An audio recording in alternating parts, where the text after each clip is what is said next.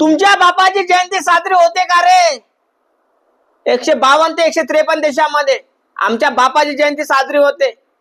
आमचा बाप हा भारतामध्ये जन्माला आला आणि त्याची बाहेर देशामध्ये जयंती साजरी होते. बाहेर देशामध्ये जाण्यासाठी आपल्याला विजा लागतो, आपल्याला परमिशन करावं लागते. पण जयंती करण्यासाठी आमच्या बापाची याला विजेची गरज नाही, याला पासपोर्टची गरज नाही, कायचीच गरज नाही. काय म्हणणार तुम्ही? अशी जयंती कोणाची साजरी होत नाही या जगात, फक्त बाबासाहेब आंबेडकरांची जयंती साजरी होते. आणि ज्या भारतामध्ये बाबासाहेब आंबेडकर जन्माला आले त्यांचेच पुतळे काही हरामखोर नीच औलादी 10 बापाचे लोक तोडतात. लोकांनाच माय म्हणणं एकच आहे, अरे हरामखोरांनो, तुम्ही कितीही पुतळे तोडत असाल तर बाबासाहेबांचं अस्तित्व तुम्ही खतम करत नाही. तुम्ही जेवढे तोडत असाल ना तर तेवढे म्हटलं बाहेर देशामध्ये बाबासाहेबांचे पुतळे लावल्या जाते.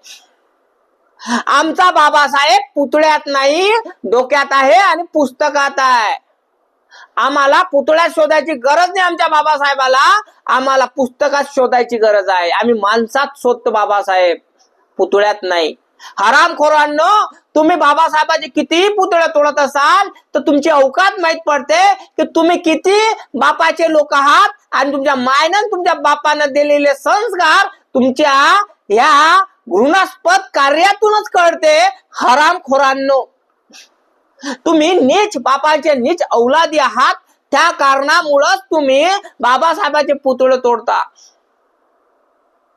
बाबासाहेब तुमच्या बापाचा बापाचा बापाचा बापाचा बाप आहे, म्हणजे जे येणारी पिढी आहे त्याचाही बाप तर आहे, पण जे मागचे सगळ्याची जी पिढी गेली ना त्याचा बाप म्हणजे बाबासाहेब आंबेडकर. जगात गाजा वाजा भीमराव एकच राजा. हा जगामध्ये फक्त एकच बाप आहे, तो म्हणजे बाबासाहेब आंबेडकर. अरे हरामखोरांनो, तुम्हाला लाजा वाटायला पाहिजे की ज्या बाबासाहेब आंबेडकरांनी आपल्याला एवढं मोठं संविधान दिलं, ज्या बाबासाहेब आंबेडकरांना आपल्याला एवढं काही माणसाच्या पोटी जन्माला येऊन आपल्याला जनावरांसारखं जगायचं होतं, तर आपल्याला माणसात आणलं, त्याच बाबासाहेबाला हरामखोरांनो तुम्ही बेमान झाले. बाबासाहेब आंबेडकरांनी स्वतःच्या जातीमध्ये जन्माला आला, एका एससी जातीमध्ये जन्माला आले असन, पण आपल्या जातीसाठी कमी प्रमाणात केलं. पण बाहेर देशातील म्हणा या बाहेर कास्ट मधील जातीतील धर्मातील काही लोकांसाठी म्हणा, धर्मातील लोकांसाठी एवढं काही करून ठेवलं तर तुम्हाला मी सांगू शकत नाही. अरे पहिलं आरक्षण तर राजा याला दिलं रे, ओबीसीला दिलं.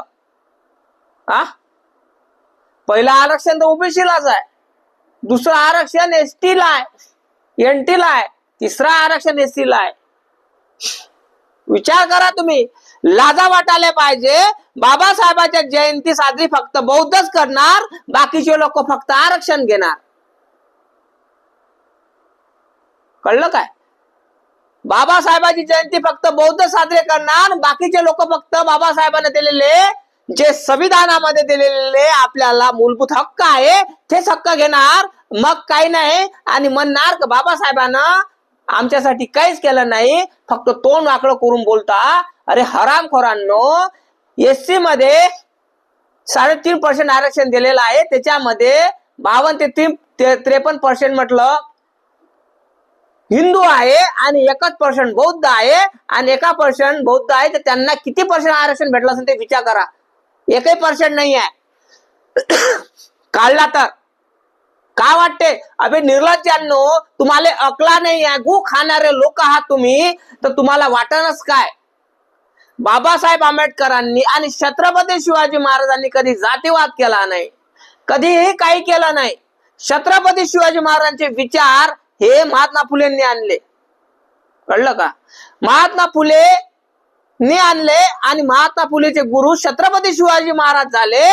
तर विचार करा, आणि महात्मा फुलेला गुरु बाबासाहेब आंबेडकरांनी मानलं, तर विचार करा तुम्ही, छत्रपती शिवाजी महाराज, महात्मा फुले आणि बाबासाहेब आंबेडकर यांचे तिघांचे विचार एका व्यक्तीच्या डोक्यात असले ना, तो माणूस महामानव तयार होतो, म्हणजे बाबासाहेब आंबेडकर तयार होते.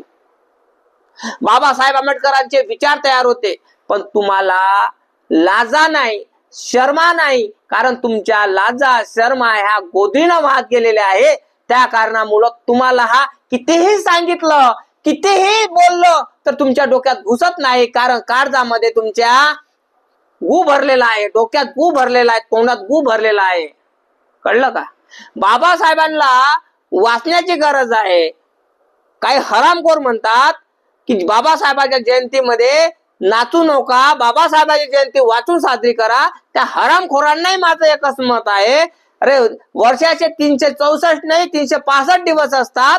364 वाचायला बाबासाहेबांचे दिवस खूप आहे, त्यांना वाचायला खूप आहे दिवस ते. पण एक दिवस बाबासाहेबांच्या आपल्या बापाच्या जयंतीला नाचण्यासाठी 14 एप्रिलचा एकच दिवस लय आपल्यासाठी. कळलं का?